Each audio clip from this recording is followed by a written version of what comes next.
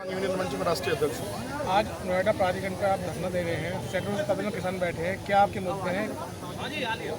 देखिए, मुद्दे तो हमारे बड़े स्पष्ट हैं जी। मुद्दे तो कुछ है नहीं। जो हमारा एक्विजिशन में जब हुआ था उसमें करार नियमावली बनी थी। उस करार में जो हमारी देयता थी, केवल वहाँ पैसा नहीं मिलना था, हमें वहाँ 3 चीज़ें मिलनी थी। इन्होंने हमें केवल 90% का पैसा दिया और इन्होंने हमारा 10% का पैसा हमें ज़मीन का दिया ही नहीं था, इसलिए नहीं दिया कि 10% का हमें प्लॉट देने वाले थे। देखिए, एक्विजिशन जब कंप्लीट होता है कि जो उसका नक्शा 11 का प्रपत्र जो है वो करार पूरा हो जाए।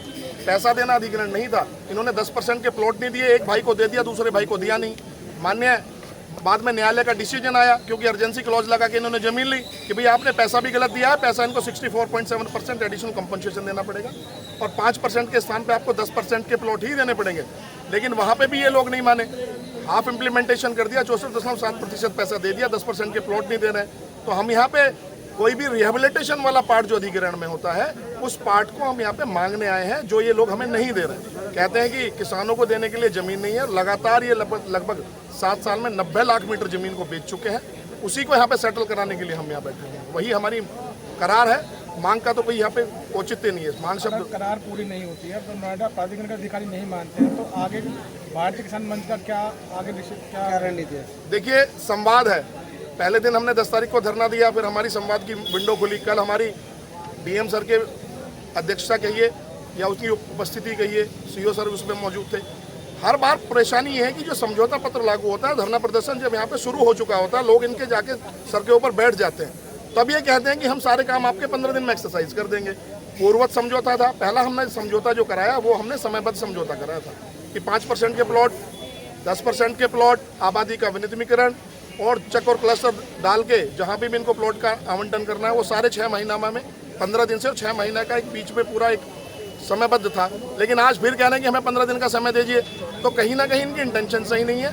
ये लोग कहीं केवल जब प्रेशर यहाँ पे होता है, जब बात करते हैं, उसके बाद इनकी कलम में शाही खत्म हो जाती है, किसान यहाँ से खत्म हो जाता है। सुधीर जी, एक बात बताइए, ऐसे धरना प्रदर्शन ना जाने किसान और आप कितने बार कर चुके हैं।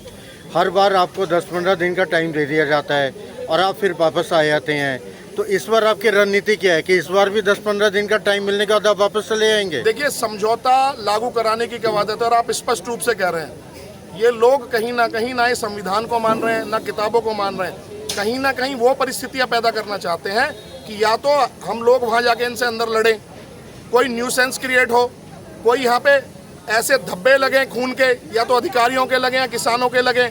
सब जब सरकार जागृत हो, सरकार एक वेलफेयर स्टेट है और सरकार को भी यहाँ पर हर हफ्ते यहाँ पे लगभग मुख्यमंत्री, 15 दिन में प्रधानमंत्री भी आते हैं।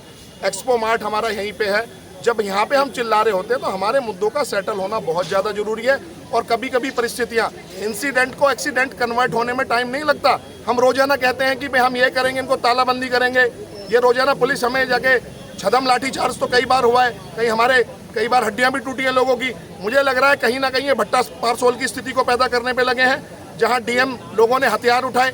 कहीं ना कहीं ये नक्सलवाद को प्रेरित करते हैं। सरकार जब संवाद स्थापित ना करके और स्थापित मुद्दों पे लाभ ना देना चाहे, तो इसका मतलब कहीं ना कहीं वो प्रायोजित कुछ ना कुछ हिंसा को करवाना चाहते हैं लोगों से। एक लास्ट क्वेश्चन आपसे पूछेंगे, अभी अधिकारियों से लास्ट बार क्या बात हुई आपकी और क्या उनके तरफ से क्या आपको आश्वासन मिला है? आश्वासन कल दिया कि वही मैंने अभी पूर्व की बाइट में बताया था कि भाई आपके मुद्दे जेन्युइन है।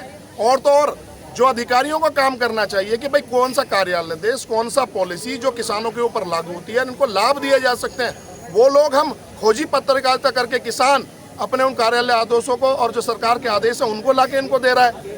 वही कि भाई आपकी बातें ठीक है, त्योहार का दिन है, इस देश में कम से कम 150 दिन त्योहार रहता है। इस उत्तर प्रदेश की आर्थिक राजधानी गौतम बुद्ध नगर में कम से कम 100 बार बड़े बड़े डेलीगेट, कभी प्रधानमंत्री आ रहे होते हैं, कभी राष्ट्रपति आ रहे होते हैं, कभी हमारे मुख्यमंत्री आ रहे होते हैं, और कभी कभी ऑटो एक्सपो लगा होता है, कभी यहाँ पे एक्सपोजिशन मार्ट में जाके शिल्प हाट लगा होता है। भाई अगर आर्थिक राजधानी है, रोजाना गतिविधि रहेंगी, तो हमारे पास दिन कहाँ बचे हैं? 365 के 65 दिन तो इनकी कहीं या तो राजनीतिक लोगों के आने जाने में या त्योहारों में ही रहते हैं। कहीं ना कहीं मुद्दा बनेगा। देश बड़ा है, 150 करोड़ का आबादी है, कुछ ना कुछ इनपुट इनको मिलते रहते हैं। अब कह रहे कि त्योहार है, दीपावली आने वाली है, कोई आतंकवादी हमला हो सकता है। भैया ये किसान तो आतंकवादी हमला नहीं करेंगे, वो आपका अफेयर है। आप अपना काम देखिए, हम अपना काम देख रहे हैं। गलत देखिए, हम तो यहाँ बैठे हुए हैं, उतने दिन चलेगा जब तक ये हमारे कामों को सही रूप में नहीं करके ले आते। ठीक। और अपने लोगों से हम संवाद स्थापित करेंगे, बात करते हैं कि लोगों को जो यहाँ हमें कल बताया गया मीटिंग में, क्योंकि कल हम 100-200 आदमी आए थे, ज़्यादा संख्या में लोग नहीं थे। कल क्या हुआ, कैसे हुआ, अपने लोगों से बातचीत करेंगे, उसके बाद निर्णय लेंगे क्या करना क्या नहीं करना। ठीक। तो स्पष्ट रूप से आप बैठे रहो और मैं संचालक महोदय से कहूंगा कि आप मंच को चलाते रहें। ये स्थितियां लगातार ऐसी ही रहेंगी, लेकिन इन व्यवस्थाओं से और व्यवस्था बनाने का काम ही हम लोग कर रहे हैं। आप लोगों ने मुझे सुना, बहुत बहुत धन्यवाद।